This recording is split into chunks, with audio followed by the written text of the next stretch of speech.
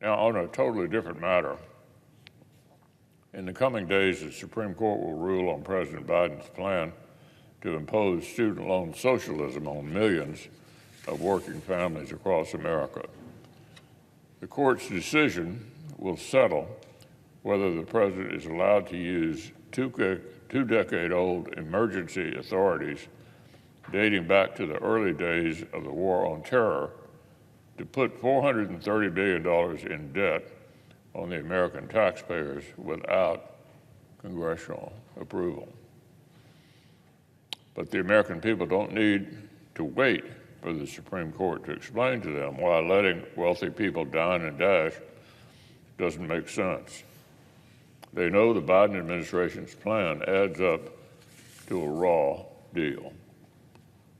Almost a third of all student debt in America is held by the wealthiest 20% of households. Only 8% is held by the bottom 20% of households. Sure enough, one prominent analysis found that more than 70% of President Biden's so-called loan forgiveness could go to the top 60% of earners. There's no surprise when you consider that the median annual income of young college graduates is 55% higher than folks working with high school diplomas. In some cases, Americans who choose to go to college already have an extra leg up. More students at the nation's most elite colleges have parents among the top 1% of earners than the bottom 50%. The facts are so clear,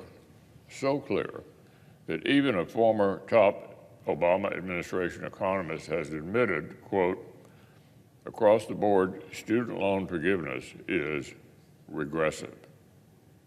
Student loan forgiveness is regressive. So, Mr. President, it's really pretty simple. Millions of Americans choose to take on student loan debt and unlock higher earning potential.